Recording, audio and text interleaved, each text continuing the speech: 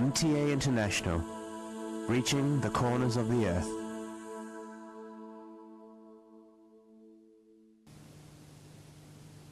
اب حضرت مرزا طاہر احمد صاحب خلیفۃ المسیح الرابع امام جماعت احمدیہ ایدہ اللہ تعالی بنصر العزیز کا خطبہ جمعہ ہوگا۔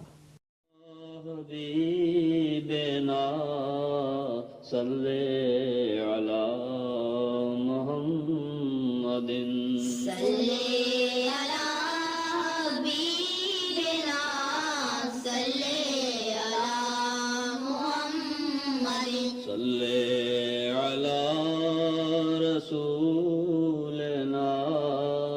صلی علی محمد صلی علی رسولنا صلی علی محمد صلی علی محمد صلی علی محمد صلی علی محمد صلی علی محمد صلی علی محمد صلی۔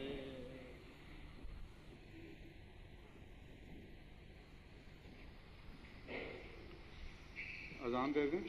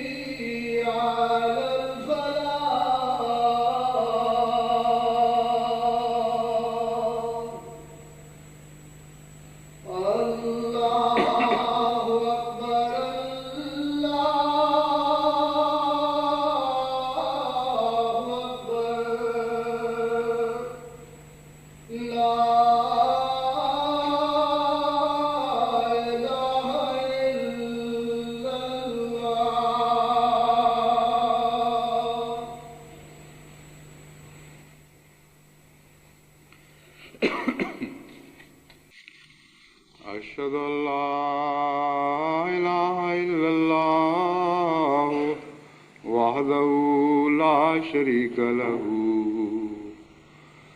وأشهد أن محمدا عبده ورسوله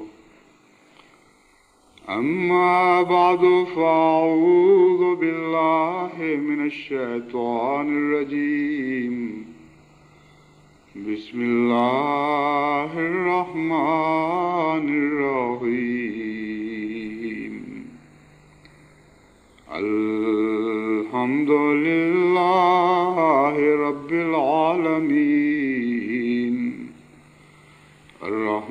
الرحمن الرحيم مالك يوم الدين إياك نعبد وإياك نستعين اهدنا الصراط المستقيم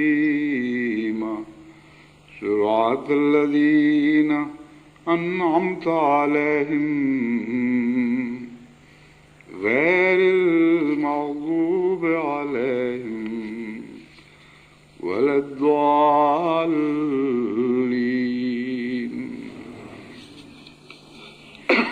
گزشتہ 2 جمعوں سے لقائے باری تعالیٰ کا مضمون چل رہا ہے، اور میں نے یہ بیان کیا تھا کہ خدا تعالیٰ کو پانے کی ایک بہت ہی پیاری راہ عجز کی راہ ہے. ویسے تو جیسا کہ میں نے قرآن کریم کی آیت پڑھ کے سنائی تھی، خدا کو پانے کی بہت سی راہیں ہیں، بلکہ لا تعداد راہیں ہیں، اور ان کی طرف بسا اوقات انسان کے ذہنی تصرف کے بغیر دروازے کھلتے ہیں. بعض قلبی کیفیات ایسی انسان کی زندگی میں اس پر طاری ہوتی ہیں کہ جن کے نتیجے میں خدا تعالیٰ کی طرف دل لپکتا ہے، اور یہ جو وصال کی راہیں ہیں یہ اس موقع کی مناسبت سے دل کے اس تعلق کے نتیجے میں کھلتی ہیں. بس وہ جو کھڑکی کسی ایک راہ کی طرف کھل رہی ہے، یا وہ در جو کھل رہا ہے ایک راہ کی طرف، اس میں انسان کا تصرف کوئی نہیں ہے، بلکہ اللہ تعالیٰ کا احسان ہے، اور اس کی دل پر نظر پڑتی ہے، اور دل کی جنبش کے نتیجے میں یہ دروازے کھلا کرتے ہیں. لیکن اس مضمون کو پھر بھی سمجھنا ضروری ہے، کیونکہ اس مضمون کو سمجھنے کے نتیجے میں وہ روکیں دور ہوتی ہیں جو دل کو خدا کے لیے متحرک کرتی ہیں، اور انسان زیادہ عرفان کے ساتھ اور زیادہ وضاحت کے ساتھ خدا تعالیٰ کی راہوں کی تلاش کر سکتا ہے اور ان میں قدم آگے بڑھا سکتا ہے. عجز کے ذکر میں نے یہ بتایا تھا کہ اس کا برعکس یعنی تکبر بھی غور کے لائق ہے، کیونکہ بسا اوقات انسان اپنے آپ کو عاجز سمجھ رہا ہوتا ہے، لیکن اس میں ایک تکبر کا پہاڑ چھپا ہوا ہوتا ہے. لوگ اس محاورے سے تو واقف ہیں کہ اپنی آنکھ کا تنکا تو دکھائی نہیں دیتا، اپنی آنکھ کا شیطیر تو دکھائی نہیں دیتا، دوسرے کی آنکھ کا تنکا دکھائی دے دیتا ہے. لیکن امر واقعہ یہ ہے کہ تکبر پر اس سے بہت بڑھ کر مثال صادق آتی ہے. تکبر اگر پہاڑ کی شکل میں بھی انسان میں موجود ہو تو بسا اوقات اس سے مخفی رہ جاتا ہے. اس ضمن میں ہمارے ایک احمدی شاعر مکرم چودھری محمد علی صاحب جو سائیکالوجی کے پروفیسر تھے، ان کی ایک نظم کا ایک شعر، ایک مصرع خصوصیت سے مجھے بہت ہی پسند آیا تھا، جس میں وہ لکھتے ہیں کہ آنکھوں میں ہیں انا کے ہمالے پڑے ہوئے، یعنی اپنی آنکھوں میں انا کے ہمالے پڑے ہوئے ہیں اور اس کو نظر نہیں آ رہا ہے. بس متکبر کو ہر دوسری چیز دکھائی دے رہی ہوتی ہے، اپنا تکبر دکھائی نہیں دیتا. اس لیے ایسے مریضوں سے جب مجھے واسطہ پڑتا ہے جن کو یہ سمجھانا ہو کہ آپ متکبر ہو رہے ہیں، اپنی فکر کریں ورنہ یہ ہلاکت کی راہ ہے، تو سب سے زیادہ مشکل ان کو یہ سمجھانے میں پڑتی ہے کہ آپ کے اندر تکبر کا مادہ پایا جاتا ہے، کیونکہ وہ اب شخص اپنے آپ کو عام طور پر عاجز سمجھ رہا ہوتا ہے. بہرحال یہ مضمون ایسا ہے جس پر مزید وضاحت سے روشنی کی ضرورت ہے. حضرت اقدس مسیح موعود علیہ السلام نے ایک صاحب تجربہ عارف باللہ کے طور پر جو تکبر کا ذکر فرمایا ہے، اس میں سے چند اقتباسات میں آپ کے سامنے رکھتا ہوں. منظوم کلام میں بہت سی جگہ آپ نے اس مضمون کو چھیڑا ہے. چند شعر یہ ہیں جو میں آپ کے سامنے آج پڑھ کے سناتا ہوں. جو خاک میں ملے اسے ملتا ہے آشنا، اے آزمانے والے یہ نسخہ بھی آزما. شوخی و کبر و دیو لئی کا شکار ہے، آدم کی نسل وہ ہے جو وہ خاکسار ہے۔ اے کرم خاک چھوڑ دے کبر و غرور کو، زیبا ہے کبر حضرت رب غیور کو۔ بدتر بنو ہر ایک سے اپنے خیال میں، شاید اسی سے دخل ہو دارالوصال میں۔ چھوڑو غرور و کبر کے تقویٰ اسی میں ہے، ہو جاؤ خاک مرضی مولا اسی میں ہے۔ پھر فرماتے ہیں میں سچ سچ کہتا ہوں کہ قیامت کے دن شرک کے بعد تکبر جیسی اور کوئی بلا نہیں۔ یہ ایک ایسی بلا ہے جو دونوں جہان میں انسان کو رسوا کرتی ہے۔ خدا تعالیٰ کا رحم ہر ایک مواحد کا تدارک کرتا ہے مگر تکبر کا نہیں۔ یہ لفظ مواحد ہی لکھا ہوا ہے مگر ہو سکتا ہے کوئی اس میں لفظ چھوٹ گیا ہو۔ مواحد کے مرض کا مراد معلوم ہوتی ہے۔ ہر توحید پرست کی بیماریوں کا ازالہ فرماتا ہے مگر متکبر کا نہیں۔ شیطان بھی موحد ہونے کا دم مارتا تھا مگر چونکہ اس کے سر میں تکبر تھا، اور آدم کو جو خدا تعالیٰ کی نظر میں پیارا تھا، جب اس نے توہین کی نظر سے دیکھا اور اس کی نکتہ چینی کی، اس لیے وہ مارا گیا اور طوق لعنت اس کی گردن میں ڈالا گیا۔ سو پہلا گناہ جس سے ایک شخص ہمیشہ کے لیے ہلاک ہوا تکبر ہی تھا، یعنی شیطان کے موحد ہونے کے باوجود تکبر اس کی ہلاکت کا موجب بن گیا۔ پھر فرماتے ہیں ہر ایک شخص میں اپنی جماعت کو نصیحت کرتا ہوں کہ تکبر سے بچو، کیونکہ تکبر ہمارے خداوند ذوالجلال کی آنکھوں میں سخت مکروہ ہے۔ مگر تم شاید نہیں سمجھو گے کہ تکبر کیا چیز ہے، بس مجھ سے سمجھ لو کہ میں خدا کی روح سے بولتا ہوں۔ ہر ایک شخص جو اپنے بھائی کو اس لیے حقیر جانتا ہے کہ وہ اس سے زیادہ عالم یا زیادہ عقل مند یا زیادہ ہنرمند ہے، وہ متکبر ہے، کیونکہ وہ خدا کو سرچشمہ عقل اور علم کا نہیں سمجھتا اور اپنے تئیں کچھ چیز قرار دیتا ہے۔ کیا خدا قادر نہیں کہ اس کو دیوانہ کر دے اور اس کے اس بھائی کو جو وہ چھوٹا سمجھتا ہے اس سے بہتر عقل اور علم اور ہنر دے دے؟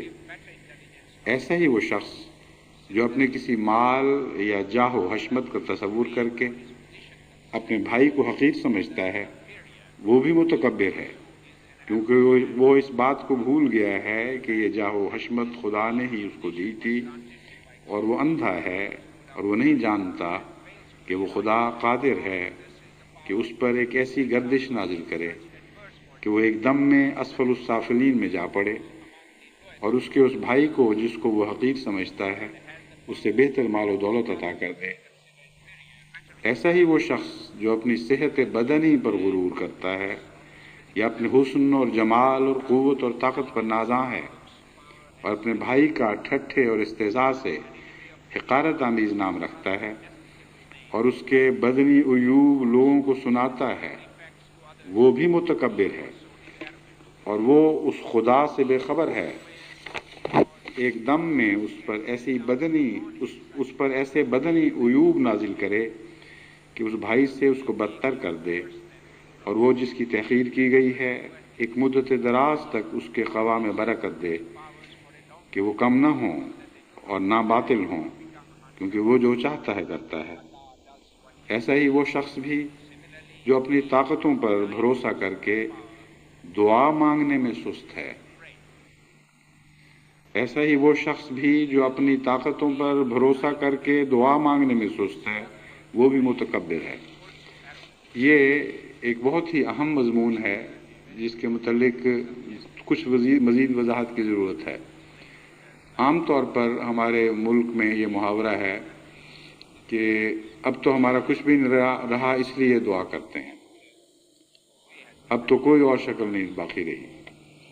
گویا اس سے پہلے وہ خود اپنے کفیل تھے، اور یہ اس فکرے کے اندر ایک تکبر پوشیدہ ہے، اور دعا کی قبولیت کا معنی اس رجحان میں پایا جاتا ہے۔ پس حقیقی طور پر دعا کے مضمون اور مفہوم کو سمجھنے والا وہی انسان ہے جو طاقتوں کے باوجود یہ یقین رکھتا ہو کہ ان طاقتوں میں فی ذات ہی کچھ حاصل کرنے کی استطاعت نہیں جب تک خدا کا فضل شامل حال نہ ہو۔ اس لیے یہ جو تکبر کا مضمون ہے، اس کو آپ دیکھیں تو کتنا باریک تر ہوتا چلا جاتا ہے، اور تکبر دکھانے کے لیے بھی ایک عارف باللہ کی انگلی چاہیے جس نے اپنے وجود کا بہت ہی باریک نظر سے مطالعہ کیا ہے اور اپنے گرد و پیش کا بھی بہت باریک نظر سے مطالعہ کیا ہے۔ کوئی انسان جس میں ایک صداقت کا ذرا سا بھی بیج ہو، وہ حضرت مسیح موعود علیہ السلام کے اس قسم کے کلام کو پڑھنے کے بعد وہم و گمان بھی نہیں کر سکتا کہ یہ شخص جھوٹا ہو سکتا ہے، کیونکہ یہ تقویٰ کی باریک راہیں سوائے اعلیٰ درجے کے صداقت شیار لوگوں کو اور نصیب نہیں ہوا کرتی۔ بس دیکھیں کس طرح آپ ہماری اصلاح فرماتے ہیں، ہمیں تقویٰ کی باریک راہیں دکھاتے ہیں، ان خطرات سے آگاہ کرتے ہیں جو ہمیں روز درپیش ہوتے ہیں اور ہم ان سے اپنی آنکھیں بند کیے رکھتے ہیں۔ فرماتے ہیں وہ شخص بھی جو اپنی طاقتوں پر بھروسہ کر کے دعا مانگنے میں سست ہے، وہ بھی متکبر ہے، کیونکہ قوتوں اور قدرتوں کے سرچشمہ کو اس نے شناخت نہیں کیا اور اپنے تئیں کچھ چیز سمجھا ہے۔ تو تم اے عزیزو ان تمام باتوں کو یاد رکھو، ایسا نہ ہو کہ تم کسی پہلو سے خدا تعالیٰ کی نظر میں متکبر ٹھہر جاؤ اور تم کو خبر نہ ہو۔ ایک شخص جو اپنے بھائی کے ایک غلط لفظ کی تکبر کے ساتھ تصحیح کرتا ہے، اس نے بھی تکبر سے حصہ لیا ہے۔ تصحیح منع نہیں، یعنی درست کرنا کسی کو، لیکن رجحان ہے جو یہ فیصلہ کرے گا کہ وہ خدا کی نظر میں پسندیدہ فعل تھا یا برا فعل تھا۔ ایک تصحیح ہے، جیسا کہ میں پہلے بھی جماعت کو متوجہ کر چکا ہوں، جو حضرت اقدس محمد مصطفیٰ صلی اللہ علیہ وآلہ وسلم نے ہمیں سمجھائی کہ جب نماز میں امام غلطی کرے تو سبحان اللہ کہا کرو۔ کیسی پیاری تصحیح ہے۔ یہ بتایا گیا کہ اللہ پاک ہے، صرف نہ تصحیح کرنے والا غلطی سے پاک ہے، نہ وہ پاک ہے جس کی تصحیح کی جا رہی ہے، اور اللہ پاک ہے۔ تو تصحیح کے ساتھ ہی انکسار کا نسخہ بھی دے دیا اور تکبر سے بچنے کی راہ بھی دکھا دی۔ تو آپ فرماتے ہیں کہ تکبر کے ساتھ جو تصحیح کرتا ہے اس نے تکبر کی ہے، ورنہ تصحیح اپنی ذات میں کوئی برا فعل نہیں۔ ہمیں تو امر بالمعروف اور نہی عن المنکر کے لیے کھڑا کیا گیا ہے۔ اس لیے یہ کہنا غلط ہے کہ ہم کسی بھائی کی درستی کریں تو نعوذ باللہ وہ تکبر ہوگا۔ کس انداز میں درستی کرتے ہیں، یہ ہے جو فیصلہ کن بات ہے کہ کوئی انسان متکبر ثابت ہوتا ہے یا عاجز ثابت ہوتا ہے۔ بعض دفعہ کسی انسان کی تصحیح کی طرف آپ توجہ کرتے ہیں اور استغفار بھی کرتے ہیں اور سوچتے ہیں کہ یہ غلطی اس سے ہوئی ہے، کل مجھ سے بھی ہوئی تھی، میں اس بات کا اہل بھی ہوں کہ نہیں کہ اس کی تصحیح کر سکوں۔ ایک یہ رجحان ہے۔ ایک یہ ہے کہ میں نے پکڑ لیا اس کو، یہ بڑا بنا پھرتا تھا اپنا، یہ جماعت کا عہدیدار، یہ فلاں شخص، اب میں بتاتا ہوں اس کو کہ یہ کیا چیز ہے۔ ان دونوں باتوں میں، دونوں رجحانات میں زمین آسمان کا فرق ہے، حالانکہ امر واقعہ وہی رہتا ہے۔ ایک غلطی سرزد ہوئی ہے، وہ برحق ہے۔ بس یہ ہیں وہ باریک راہیں جن پر چل کر آپ پہلے اپنے تکبر کو مٹائیں، کیونکہ متکبر خدا کی راہوں پہ داخل نہیں ہوتا، متکبر کو رفتوں کے آسمان نصیب نہیں ہوتے۔ یہ قرآن کریم کا فیصلہ ہے، اس فیصلے میں کوئی تبدیلی نہیں ہو سکتی۔ ایک شخص جو اپنے بھائی کی بات کو تواضع سے سننا نہیں چاہتا اور منہ پھیر لیتا ہے، اس نے بھی تکبر سے حصہ لیا ہے۔ ایک غریب بھائی جو اس کے پاس بیٹھا ہے اور وہ کراہت کرتا ہے، اس نے بھی تکبر سے حصہ لیا ہے۔ ایک شخص جو دعا کرنے والے کو ٹھٹھے اور ہنسی سے دیکھتا ہے، اس نے بھی تکبر سے ایک حصہ لیا ہے۔ اور وہ جو خدا کے مامور اور مرسل کی پورے طور پر اطاعت کرنا نہیں چاہتا، اس نے بھی تکبر سے ایک حصہ لیا ہے۔ اور وہ جو خدا کے مامور اور مرسل کی باتوں کو غور سے نہیں سنتا، اس کی تحریروں کو غور سے نہیں پڑھتا، اس نے بھی تکبر سے ایک حصہ لیا ہے۔ سو کوشش کرو کہ کوئی حصہ تکبر کا تم میں نہ ہو، تاکہ ہلاک نہ ہو جاؤ اور تا تم اپنے اہل و عیال سمیت نجات پاؤ۔ خدا کی طرف جھکو اور جس طرح دنیا میں کسی سے محبت ممکن ہے تم اس سے کرو، اور جس قدر دنیا میں کسی سے انسان ڈر سکتا ہے تم اپنے خدا سے ڈرو، پاک دل ہو جاؤ اور پاک ارادہ اور غریب اور مسکین اور بے شر تا تم پر رحم ہو۔ پھر آپ فرماتے ہیں یاد رہے کہ تکبر کو جھوٹ لازم پڑا ہوا ہے، بلکہ نہایت پلید جھوٹ وہ ہے جو تکبر کے ساتھ مل کر ظاہر ہوتا ہے۔ یہی وجہ ہے کہ اللہ جل شانہ نے متکبر کا سب سے پہلے سر توڑتا ہے۔ تکبر کا جھوٹ کے ساتھ جو رشتہ ہے یہ ایک بہت ہی حیرت انگیز مضمون ہے، جس کے اوپر حضرت مسیح موعود علیہ السلام نے لب کشائی فرمائی ہے، اور اس پر غور کرنا چاہیے۔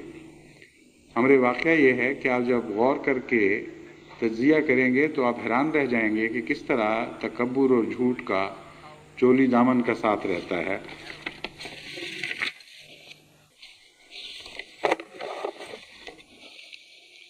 پھر حضرت اقدس مسیح موعود علیہ السلام فرماتے ہیں تکبر ایسی بلا ہے کہ انسان کا پیچھا نہیں چھوڑتی۔ یاد رکھو تکبر شیطان سے آتا ہے اور تکبر کرنے والے کو شیطان بنا دیتا ہے۔ جب تک انسان اس راہ سے قطعاً دور نہ ہو قبول حق و فیضان الوہیت ہرگز نہیں پا سکتا۔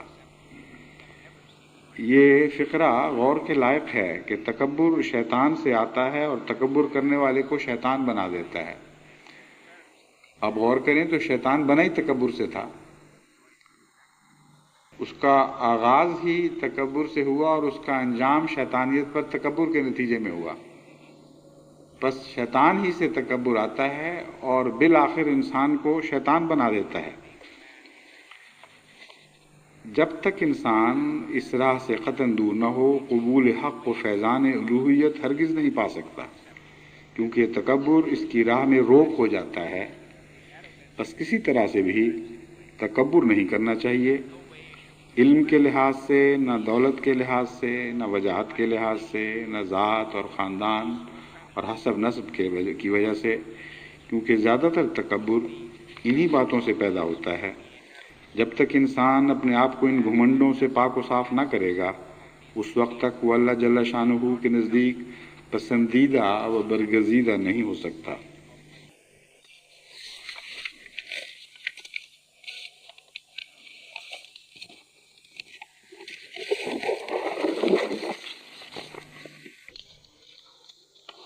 قرآن کریم نے جہاں تکبر کا بکثرت ذکر فرمایا ہے،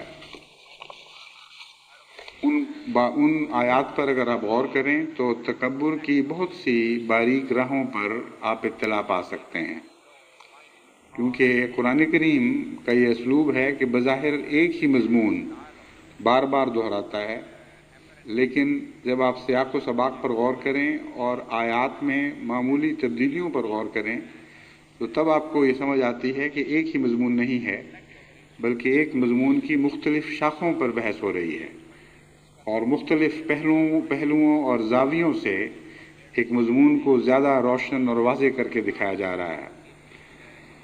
قرآن کریم کی متعدد آیات میں سے جو دو میں نے وقت کی رعایت سے چنی ہیں، ایک دو اور ہیں وہ بعد میں ان کا ذکر آ جائے۔ اللہ تعالیٰ فرماتا ہے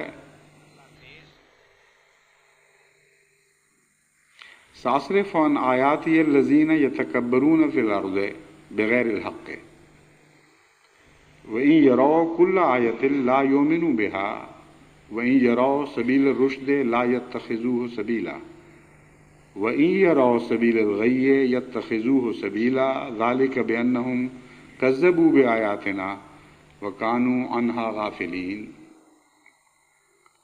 سَأَصْرِفُ عَنْ آیَاتِیَ الَّذِينَ يَتَكَبَّرُونَ فِي الْأَرْضِ، میں ان لوگوں کے منہ اپنے نشانات سے اور اپنی آیات سے پھیر دوں گا جو زمین میں تکبر کرتے ہیں، اور ان کا اس کا کوئی حق نہیں، ان کو اس بات کا کوئی حق نہیں۔ بس سب سے بڑا نقصان متکبر کا یہ ہے کہ وہ ان نشانات کو جو ہر طرف قدرت میں پھیلے پڑے ہیں ان کو دیکھ کر ان سے استفادہ نہیں کر سکتا اور ان کو سمجھ نہیں سکتا. وہ اپنی آنکھیں ان کو دیکھتے ہوئے پھیر لیتا ہے. بس ایک دنیا دار کا قانون قدرت کا مطالعہ اسی وجہ سے اس کو کوئی فائدہ نہیں دیتا کہ وہ سمجھتا ہے کہ یہ میری ذاتی عظمت ہے کہ میں نے یہ باتیں معلوم کی ہیں. ہر دریافت کے نتیجے میں اس کی انا بلند تر ہوتی چلی جاتی ہے اور وہ سمجھتا ہے کہ دیکھو میں نے دنیا کو یہ دولت دی ہے کہ میں یہ راز سمجھ گیا. حالانکہ اگر عرفان تکبر نہ ہوتا تو ہر مطالعہ اس کو اور زیادہ عاجز کرتا چلا جاتا. بس سائنس کی دنیا میں بھی ہمیں ایسے عاجز بندے دکھائی دیتے ہیں جنہوں نے جتنا زیادہ خدا کے رازوں پر سے پردے اٹھانے کی سعادت پائی اتنا ہی زیادہ وہ عاجز اور منکسر مزاج ہوتے چلے. نیوٹن کا وہ فقرہ آج تک دنیا کے لٹریچر میں بارہا کوٹ کیا جاتا ہے، وہ بیان کیا جاتا ہے کہ اس نے اپنے آخری عمر میں یہ کہا کہ دنیا یہ سمجھتی ہے کہ میں نے بہت کچھ دریافت کر لیا، بہت سے علوم پر سے پردے اٹھائے، ایک نیا جہان زاویہ نگاہ کا تمہیں بخشا ہے. لیکن میں جب اپنے اوپر غور کرتا ہوں اور اپنی علمی حالت کا جائزہ لیتا ہوں تو اس بچے کی طرح اپنے آپ کو پاتا ہوں جو علم کے سمندر کے کنارے گھونگوں کی تلاش میں پھر رہا ہو اور کوئی گھونگا اٹھاتا ہے اور اس میں کان سے لگا کر سنتا ہے کہ دیکھیں اس کے اندر کیا چیز ہے، جبکہ ابھی وہ سمندر میں داخل ہی نہیں ہوا، پہلا قدم بھی اس نے نہیں رکھا. بس قانون قدرت نے جو اپنے راز خود باہر پھینک دیے ہیں ان پر نظر کرنے والا سائنسدان اگر متکبر ہو تو وہ کسی رنگ میں بھی خدا کے وصل کا فیض نہیں پا سکتا. لیکن اگر اس میں عزت ہو تو اس کی توجہ اس طرف مبذول ہوتی ہے. کس حد تک وہ خدا کو پالے یہ دوسری باتیں ہیں جو اثر انداز ہوتی ہیں، لیکن کم سے کم اس کے لیے ایک راہ کھل جاتی ہے، وہ چاہے تو اس راہ پر آگے قدم بڑھا سکتا ہے. بس اس مضمون کو جب ہم روحانی دنیا میں دیکھتے ہیں تو تمام وہ لوگ جو تکبر رکھتے ہیں وہ ہمیشہ نبوت کا انکار کرتے ہیں. جب سے دنیا بنی ہے نبوت کا سب سے زیادہ شدت سے انکار ہوا ہے. یہ وہم کہ یہ کوئی نیا رجحان پیدا ہوا ہے اور اس رجحان کی وجہ یہ ہے کہ حضرت صلی اللہ علیہ وسلم کو اللہ تعالیٰ نے خاتم النبیین قرار دیا، اس کے بعد سے ختم نبوت کا تصور پیدا ہوا ہے. یہ بالکل غلط اور بے بنیاد بات ہے. قرآن کریم فرماتا ہے کہ یوسف کو بھی تم نے بڑے دکھ دیے تھے، پہلے تو قبول نہیں کرتے تھے لیکن جب قبول کر لیا اور وہ ہلاک ہو گیا، وہ چلا گیا، تو پھر تم نے یہ عقیدہ بنا لیا کہ اب اس کے بعد خدا اور کسی کو نہیں ملے گا. یہ بیان کرنا مقصود ہے کہ نبوت کا انکار ہمیشہ ہوا ہے اور اس کی راہ میں تکبر حائل ہوا کرتا ہے. اس مضمون کو یہ آیت کھول رہی ہے، سأصرف عن آیاتی الذین یتکبرون فی الارض بغیر الحق. وہ لوگ جو تکبر کرتے ہیں ان کے سامنے میرے نشان کھلے کھلے آتے ہیں لیکن وہ دیکھ نہیں سکتے. میں ان کے منہ پھیر دیتا ہوں. میں ان کو اس لائق نہیں سمجھتا کہ وہ ان نشانات کی راہوں سے مشتق رسائی پائیں. پھر فرمایا وَإِن يَرَوْا سَبِيلَ الرُّشْدِ لَا يَتَّخِذُوهُ وَإِن يَرَوْا كُلَّ آیَةٍ لَا يُؤْمِنُوا بِهَا. قرآن کریم نے اسی مضمون کو ایک اور جگہ فرمایا ہے، بیان فرمایا ہے وَمَا يُشْعِرُكُمْ أَنَّهَا إِذَا جَاءَتْ لَا يُؤْمِنُونَ إِنَّمَا الْآيَاتُ عِندَ اللَّهِ وَمَا يُشْعِرُكُمْ أَنَّهَا إِذَا جَاءَتْ لَا يُؤْمِنُونَ. خدا کے ہاں تو بے شمار راہیں ہیں جو آیات کی صورت میں بکھری پڑی، لیکن تمہیں کیا سمجھائے، کس طرح ہم تمہیں عقل دیں کہ جب وہ نشانات ظاہر ہوں گے تم نہیں دیکھ سکو گے، تم پھر بھی نہ انکار کرتے چلے جاؤ گے. یہ مرض کیا ہے؟ یہ آیت جو اس پر ہم غور کر رہے ہیں یہ بتاتی ہے کہ تکبر کی مرض ہے. کل آیت لا یؤمنوا بہا، وہ دیکھیں گے ہر قسم کے نشانات لا یؤمنوا بہا، لیکن بدنصیبوں کو یہ توفیق نہیں ملے گی کہ ان آیات سے فائدہ اٹھا کر ایمان حاصل کر لیں۔ وَإِن يَرَوْا سَبِيلَ الرُّشْدِ لَا يَتَّخِذُوهُ سَبِيلًا، ہر بھلائی کی راہ دیکھ کر اس سے ان کے قدم رک جائیں گے۔ وَإِن يَرَوْا سَبِيلَ الْغَيِّ يَتَّخِذُوهُ سَبِيلًا، ہاں جب وہ ٹیڑھی اور کج راہیں دیکھیں گے تو ان پر آگے قدم بڑھائیں گے اور تیزی کے ساتھ ان کو قبول کریں گے۔ ذَلِكَ بِأَنَّهُمْ كَذَّبُوا بِآيَاتِنَا وَكَانُوا عَنْهَا غَافِلِينَ، یہ اس لیے ہے کہ انہوں نے خدا تعالیٰ کے نشانوں کا انکار کر دیا ہے، وَكَانُوا عَنْهَا غَافِلِينَ، اور وہ اس سے غفلت کی حالت میں پڑے ہوئے ہیں۔ بس متکبر قوموں کے لیے کچھ بھی بھلائی باقی نہیں رہتی، اور ان کی یہ پہچان بن جاتی ہے کہ وہ عقل کی بات دیکھ کر اس سے رک جاتے ہیں اور غلط اور کج بات دیکھ کر اس میں آگے بڑھنا شروع کر دیتے ہیں۔ بس ایسی قومیں دن بدن اپنی اخلاقی، سیاسی، معاشی، تمدنی، اقتصادی ہر پہلو سے انحطاط پذیر ہو جاتی ہیں، کیونکہ تکبر کے نتیجے میں جب وہ خدا کے عرفان سے غافل رہ جاتے ہیں یا حجاب پیدا ہو جاتا ہے، تو چونکہ نور دراصل اللہ ہی کا نور ہے، اس لیے ان کی عقلوں میں دوسرے نور کو پہچاننے کی استطاعت بھی باقی نہیں رہتی۔ پھر فرمایا ان الذین عند ربک لا یستکبرون عن عبادتہ ویسبحونہ ولہ یسجدون، اس کے برعکس وہ لوگ جو تیرے رب کے حضور ہیں، لا یستکبرون عن عبادتہ، وہ خدا کی عبادت سے تکبر نہیں کرتے، ویسبحونہ ولہ یسجدون، اور اس کی تسبیح کرتے رہتے ہیں اور اس کے حضور سجدوں میں پڑے رہتے ہیں۔ بس یہ جو سجدہ ہے یہ روح کا سجدہ ہے، رجحان کا سجدہ ہے، یہ اپنے تعلقات کا ایک سجدہ ہے جو عارضی طور پر اختیار نہیں کیا جاتا کہ سجدہ کیا اور پھر سجدے سے الگ ہو گئے۔ یہ وہ دائمی سجدہ ہے جس میں ایک غیر متکبر اور عاجز بندہ خدا کے حضور پڑا رہتا ہے۔ اسی لیے قرآن اس آیت نے بڑے ہی حسین انداز میں خدا کے حضور ان کی حاضری کا مضمون بیان فرمایا۔ ان الذین عند ربک، اے محمد صلی اللہ علیہ وآلہ وسلم، وہ لوگ جو تیرے رب کے حضور رہتے ہیں، ہر وقت خدا کی آنکھوں کے سامنے رہتے ہیں، ان کی یہ کیفیت ہے کہ وہ تکبر نہیں کرتے۔ پس لقاء جو ہے وہ رب کے حضور رہنا ہی تو ہے۔ لقاء کے مضمون کو سمجھنے کے لیے عجز کا مضمون سمجھنا چاہیے اور اس کے برعکس تکبر کا مضمون سمجھنا چاہیے۔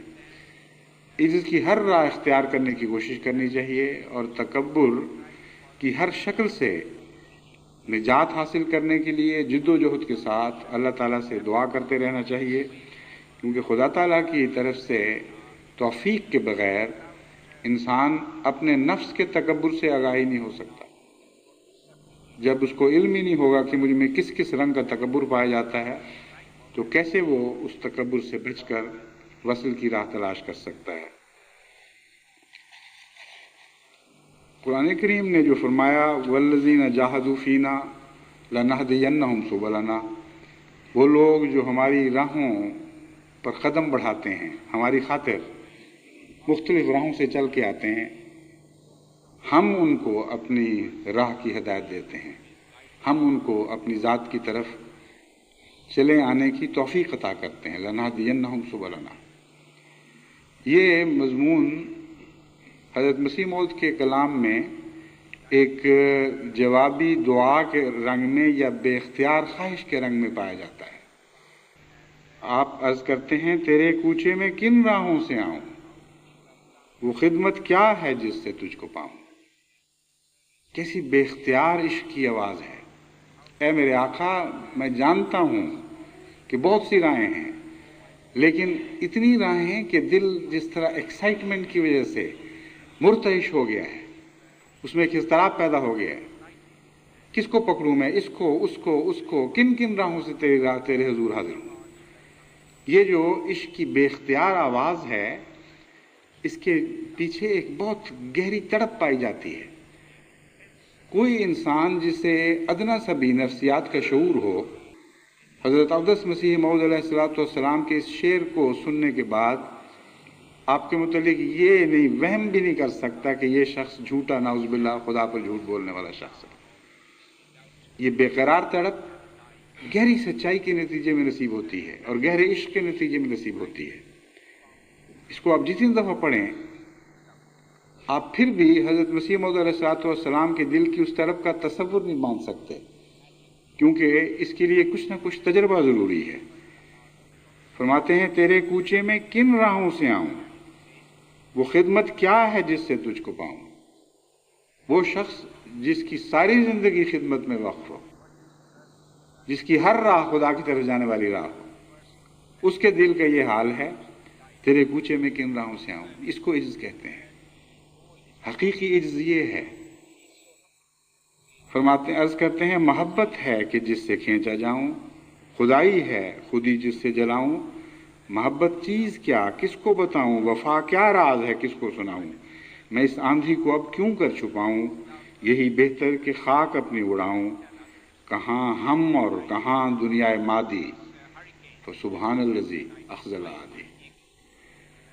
بس یہ جو عجز کا مضمون ہے، اس کو حضرت مسیح موعود علیہ السلام کے اس کلام نے عشق سے باندھ دیا ہے، اور تمام راہوں کا خلاصہ جو خدا کی طرف لے کے جاتی ہیں ان چند شعروں میں بیان کر دیا ہے۔ حقیقت یہ ہے کہ سچے عجز کی راہ سچی محبت کے بغیر نصیب نہیں ہو سکتی، اور یہی وہ عجز کی راہ ہے جس کی تلاش میں ہمیں سرگرداں رہنا چاہیے، جس کے لیے ہمیں اس رمضان میں خصوصیت سے دعا کرتے رہنا چاہیے کہ ہمیں سچا عجز نصیب ہو اور تکبر کا ہر پہاڑ ملیا میٹ ہو جائے ہمارے وجود میں سے، اور ہماری زمین خدا کے حضور اس طرح بچ جائے جس طرح روح خدا کے حضور بعض دفعہ اس کی محبت میں بچتی ہوئی محسوس ہوتی ہے۔ اس طرح ہمارا سارا وجود خدا کے لیے ہمیشہ بچ جائے، اور یہ وہی مضمون ہے جسے مستقل سجدے کے مضمون کے طور پر قرآن کریم نے پیش کیا ہے۔ جہاں تک راہوں کا تعلق ہے، جیسا کہ میں نے بیان کیا ہے، عجز کی راہ کہنے کو تو آسان لفظ ہے، مگر اسے پہچاننا مشکل کام ہے، اور امر واقعہ یہ ہے کہ جب تک ایک عارف باللہ عاجز سے عجز کا مضمون سیکھا نہ جائے اس وقت تک انسان کو یہ راہ نصیب نہیں ہو سکتی۔ مختلف راہوں میں جو سب سے بنیادی راہ ہے وہ عجز کی ہے، لیکن اس کا عرفان انبیاء سے حاصل ہوتا ہے، اس کے بغیر نہیں۔ تبھی قرآن کریم انبیاء کو وسیلے کے طور پر پیش کرتا ہے، یعنی حضرت اقدس محمد مصطفیٰ یوں کہنا چاہیے کہ قرآن کریم نے حضرت اقدس محمد مصطفیٰ صلی اللہ علیہ وآلہ وسلم کو ایک وسیلے کے طور پر پیش فرمایا ہے، اور تمام دوسرے انبیاء بھی اپنے اپنے وقتوں میں اپنے وسیلے ہونے کا مضمون اپنے متبعین کے سامنے رکھتے ہیں۔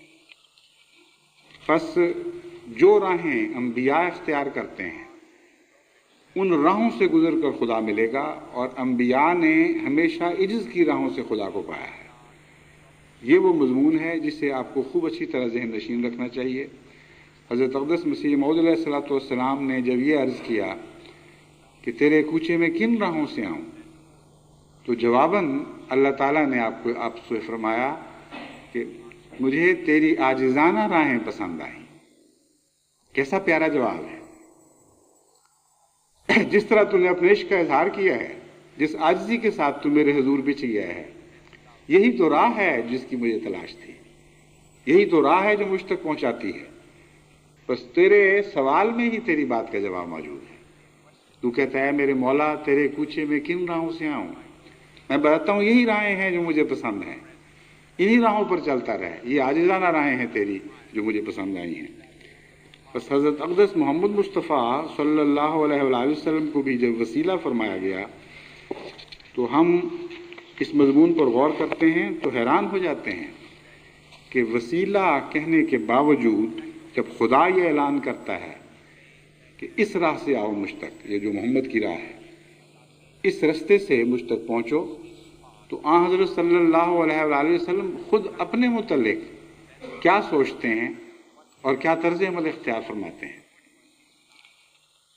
آپ کو پتہ ہے جن لوگ یعنی یا ان لوگوں کو جنہوں نے وہ اذان کے بعد کی دعا سنی ہوئی ہے وہ جانتے ہیں کم سے کم کہ اس دعا میں حضرت اقدس محمد مصطفیٰ صلی اللہ علیہ وآلہ وسلم نے ہمیں یہ سکھایا کہ تم میرے لیے بھی دعا کیا کرو، اور یہ دعا کیا کرو، اللہم آت محمد الوسیلۃ والفضیلۃ والدرجۃ الرفیعۃ وبعثہ مقاما محمودا الذی وعدتہ۔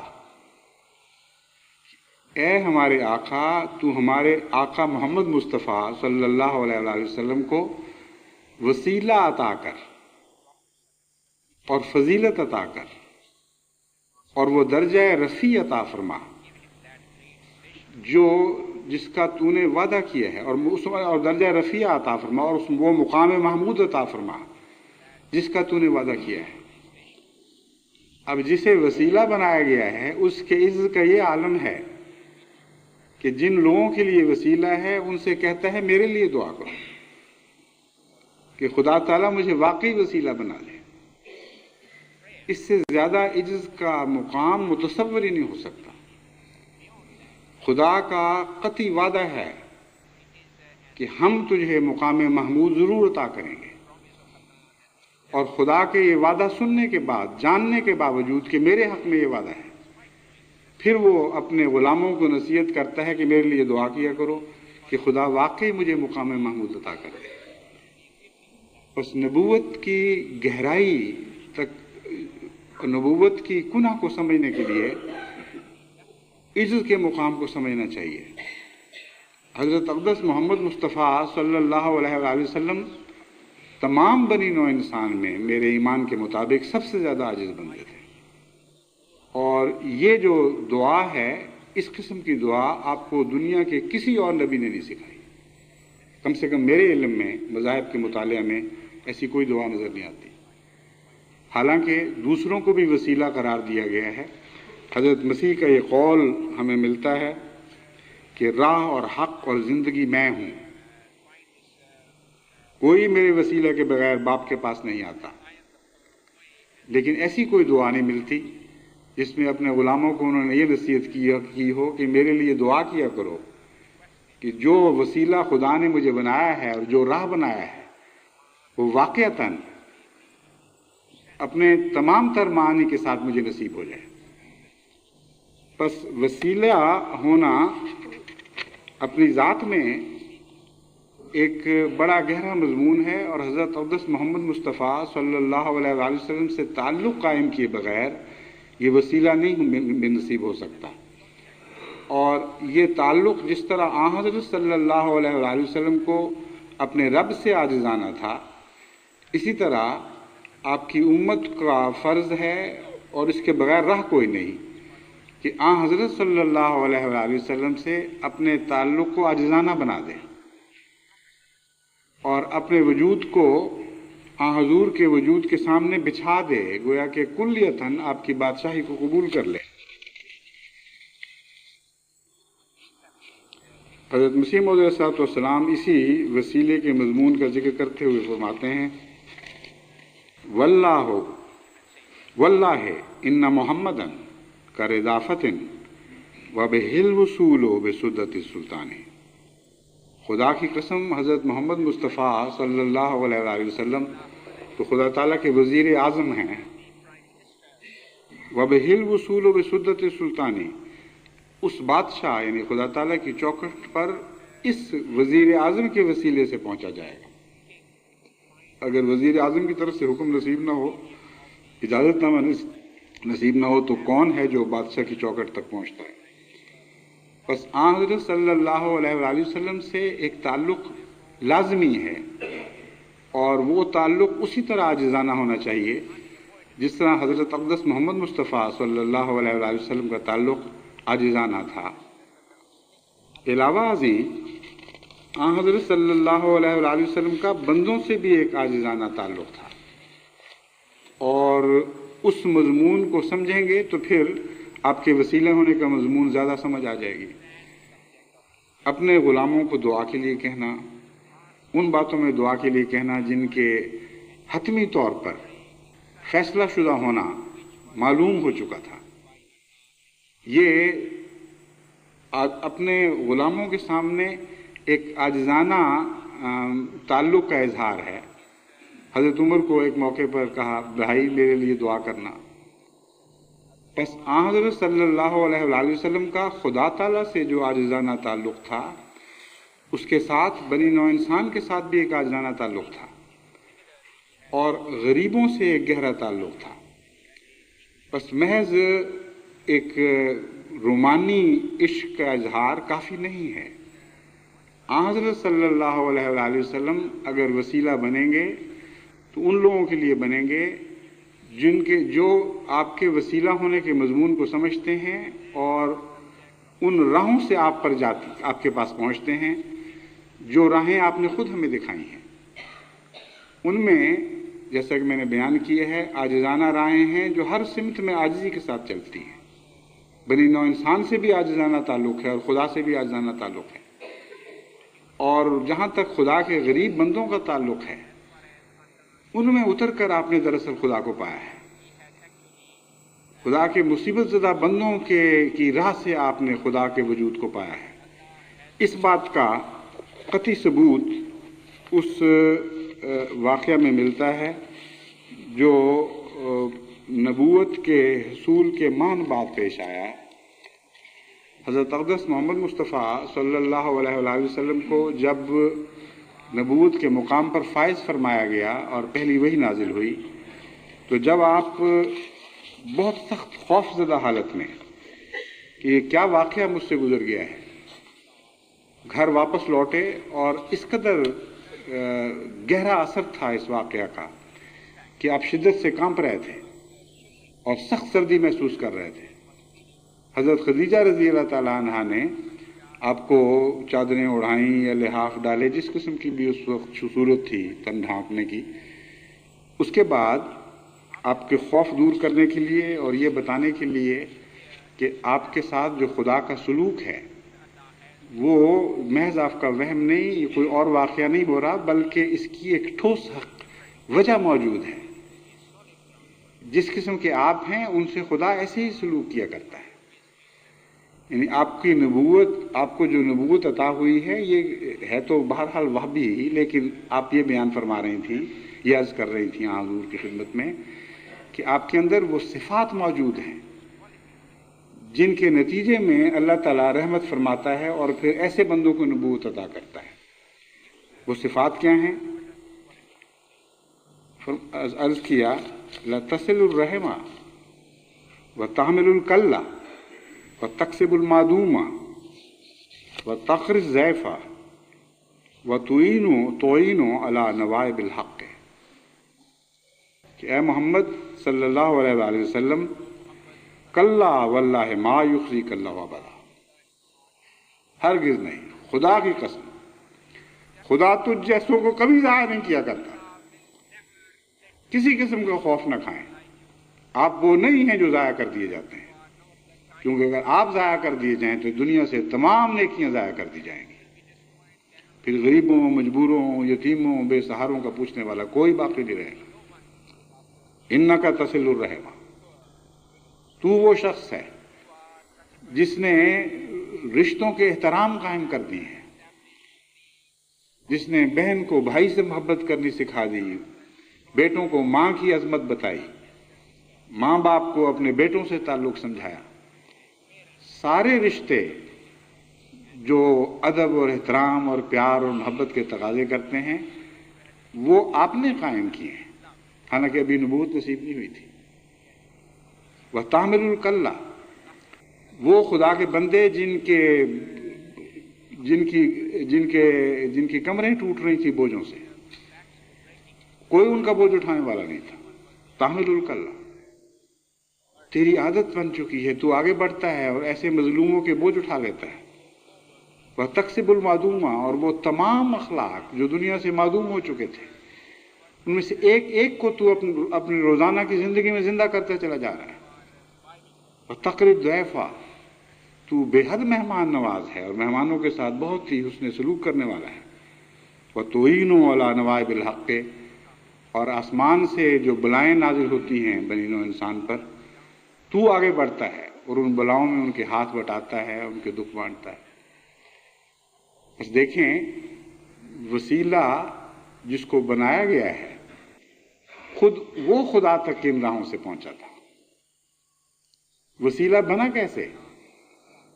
وسیلہ بنا ہے خدا کے بندوں کے ساتھ تعلق قائم کر کے، تب اس نے خدا کو پایا ہے. یہ وہ راہیں ہیں جن راہوں سے خدا کا وصال اسے نصیب ہوا، اور ایسا وصال نصیب ہوا کہ ہمیشہ کے لیے اس کو دنیا کے لیے وسیلہ بنا دیا گیا. اس خدا سے تعلق اور بندوں سے روگردانی، خدا کی محبت اور خدا کے پیار کی جستجو اور بندوں سے بے مہر ہو جانا اور اپنی محبتیں ان پر سرد کر دینا، یہ دو متضاد چیزیں ہیں، یہ کبھی اکٹھی نہیں رہ سکتی.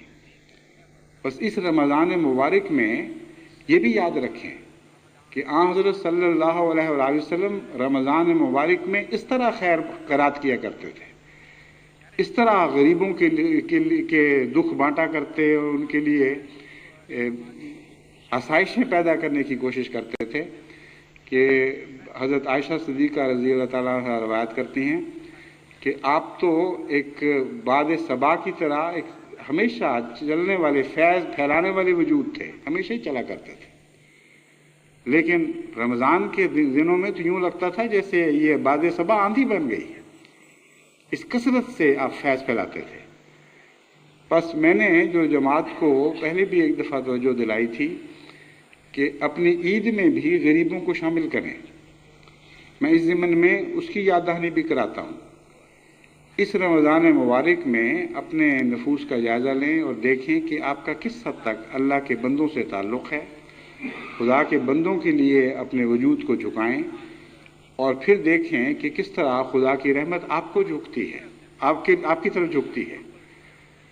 آپ خود نہیں اٹھ سکتے آسمانوں کی طرف، ہاں آسمانوں والا اگر جھک کے آپ کو اٹھا لے تو پھر آپ اٹھائے جائیں گے.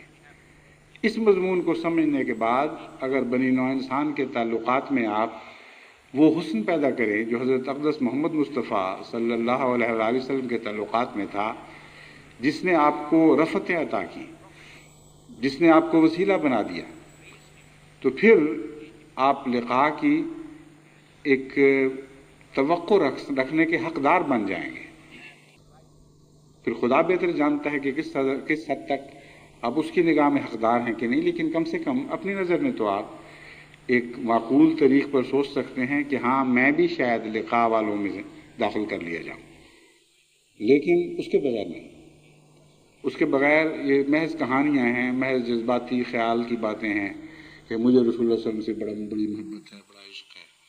لیکن جب راہیں اختیار کرنے کا وقت آتا ہے تو وہ راہیں اختیار نہیں کی جاتی. میں نے بارہا نصیحتیں کی ہیں کہ اپنے خاندانی تعلقات کو بہتر کریں، اپنے روزمرہ کے تعلقات میں سوچیں کہ صلہ رحمی کو کتنی اہمیت حاصل ہے. کس طرح میں نے بار بار آپ کو سمجھایا ہے کہ ساسوں کو چاہیے کہ وہ دوسروں کی بیٹیاں جب اپنا گھر چھوڑ کر ان کے گھر میں آ جاتی ہیں تو ان پر رحم کیا کریں، اپنی بیٹیاں سمجھا کریں. اور بہوؤں کو سمجھایا ہے کہ تم اپنے دوسرے گھروں میں جا کر اپنی ماں کی طرح سلوک کیا کرو. لیکن اس کے باوجود لوگ سنتے ہیں اور شاید دوسرے کان سے نکال دیتے ہیں یا سنتے ہی نہیں اور محض ظاہری طور پر کانوں کے پردے مرتعش ہوتے ہیں، کیونکہ یہ شکایتیں پھر بھی آتی رہتی ہیں. بڑے بڑے تکلیف دہ خط بعض بچیوں کے ملتے ہیں کہ ہم گئیں، ہماری جو نسبتی بہنیں ہیں وہ اس طرح سلوک کرتی ہیں جو گویا کہ میں نے ان کے بھائی پر ڈاکہ ڈالا ہوا ہے، اور وہ جب تک ذلیل اور رسوا نہ کر دیں مجھے کہ یہ ہمارا زیادہ ہے اور تمہارا کم ہے، اس وقت تک ان کو چین نصیب نہیں ہوتا. ساسیں ہیں جو ہر وقت بھرتی رہتی ہیں کان میرے خامند کے یا ہمارے خامدوں کے، کئی خطوط اس قسم کے ملتے ہیں کہ جب تک تم اس کو رسوا کر کے ذلیل کر کے میرے سامنے جھکاؤ نہیں، تم میرے بیٹے نہیں ہو. اور اس میں یہ نقص ہے اور اس میں وہ نقص ہے. اس کے برعکس دوسری طرف سے بھی شکایتیں ملتی ہیں. تو وہ راہیں کون سی تھیں جن راہوں سے حضرت صلی اللہ علیہ وآلہ وسلم نے خدا کو پایا؟ ان میں سے ایک راہ صلہ رحمی کی راہ تھی. اپنے خاندانی تعلقات کو درست کیا، اور کوئی رشتہ دار آپ کا انگلی نہیں اٹھا سکتا تھا کہ کبھی بھی حضور اکرم صلی اللہ علیہ وآلہ وسلم سے اس کو کسی قسم کی جائز شکایت پہنچی ہو. پھر دوسروں کے بوجھ اٹھانے ہیں، تکسب المعدومہ، مٹے ہوئے اخلاق کو زندہ کرنا ہے، نہ کہ زندہ اخلاق کو مٹا دینا ہے. آج دنیا میں احمدیت اور غیر احمدیت کا یہ فرق ہے جو ظاہر ہونا چاہیے. کروڑوں ہا انسان ایسے ہیں جو آج ان اخلاق کو جو انہوں نے اپنے آباء و اجداد سے پائے مٹانے کے در پہ ہیں، اور اس طرح ملیا میٹ کر رہے ہیں کہ دیکھتے دیکھتے ہمارے گلیوں، ہمارے شہروں، کوچوں، ہمارے گھروں کے چہروں سے وہ اخلاق مٹتے ہوئے نظر آ رہے ہیں.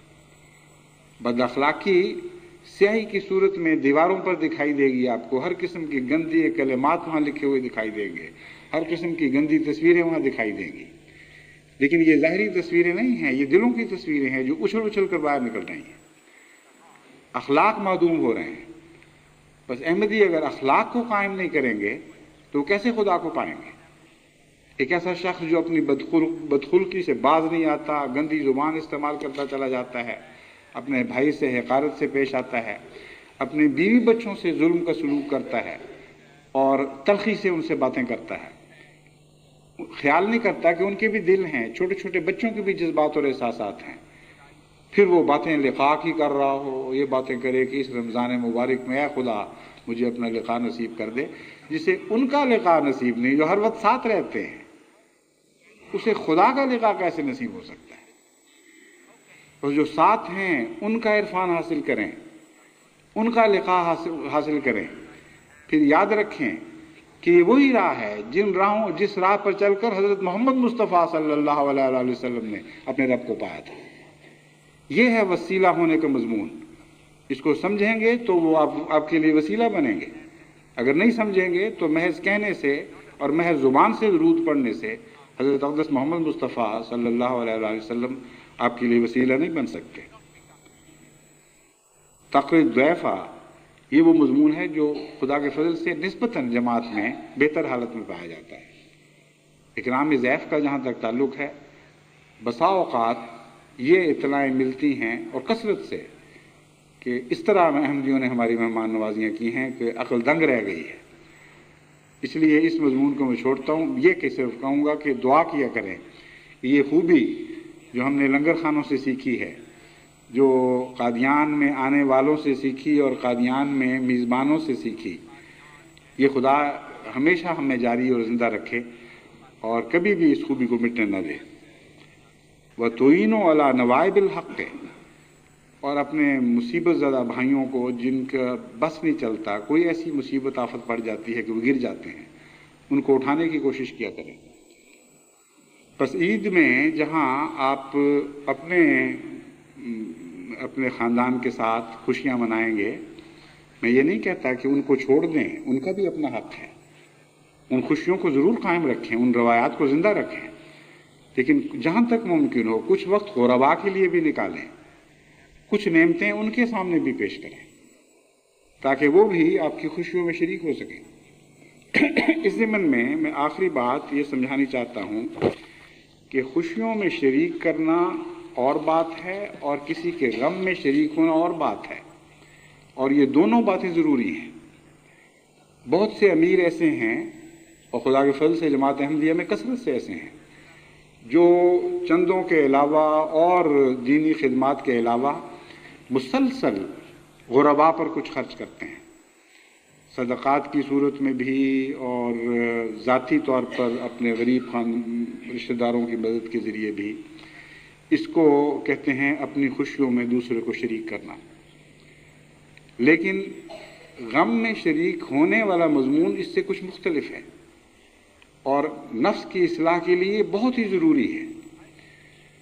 جب قاضی ربا میں پہلی مرتبہ میں نے یہ نصیحت کی کہ اس عید میں آپ اپنی خوشیوں میں دوسروں کو شریک کریں، ساتھ یہ بھی سمجھایا کہ ان کے گھروں پر بھی جائیں اور ان کے حالات دیکھیں۔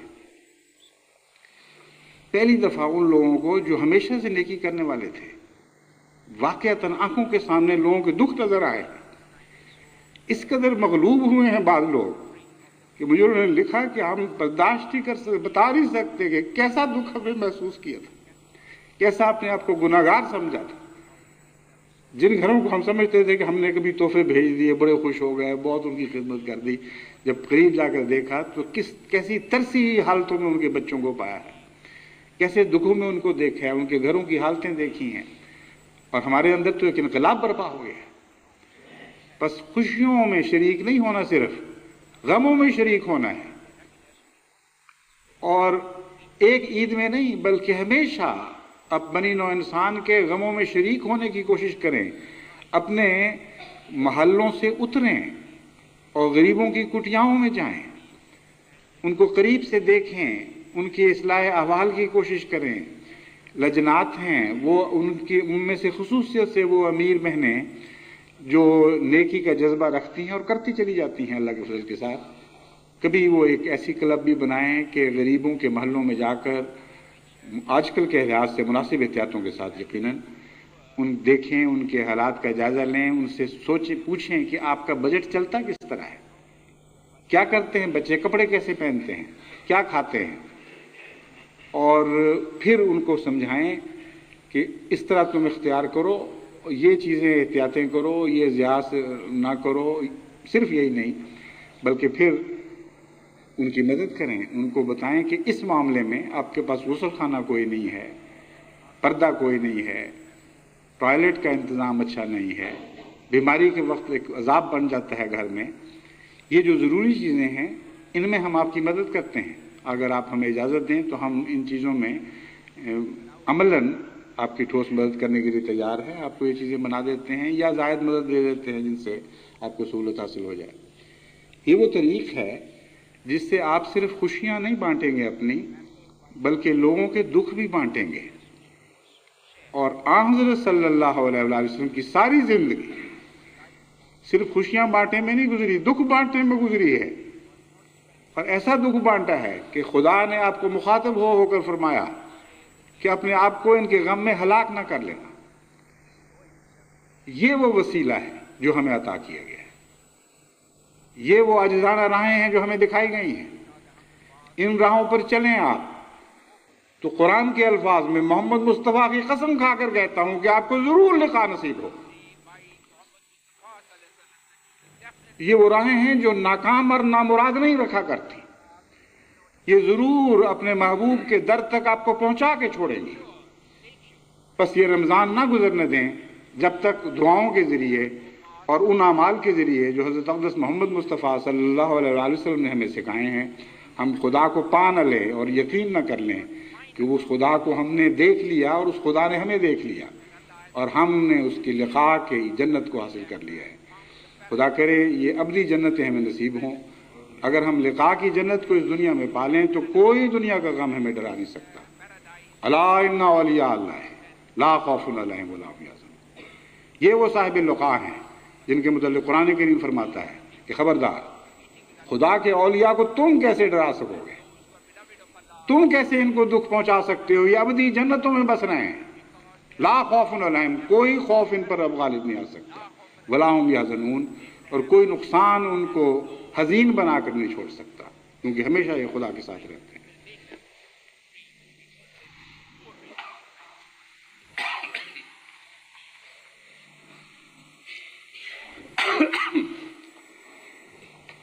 الحمد لله نحمده ونستعينه ونستغفره ونؤمن به ونتوكل عليه ونعوذ بالله من شرور أنفسنا ومن سيئات أعمالنا من يهده الله فلا مضل له ومن يضلله فلا هادي له ونشهد أن لا إله إلا الله وحده لا شريك له ونشهد أن محمدا عبده ورسوله. عباد الله رحمكم الله، إن الله يأمر بالعدل والإحسان وإيتاء ذي القربى وينهى عن الفحشاء والمنكر والبغي يعظكم لعلكم تذكرون. اذكروا الله يذكركم وادعوه يستجب لكم ولذكر الله أكبر.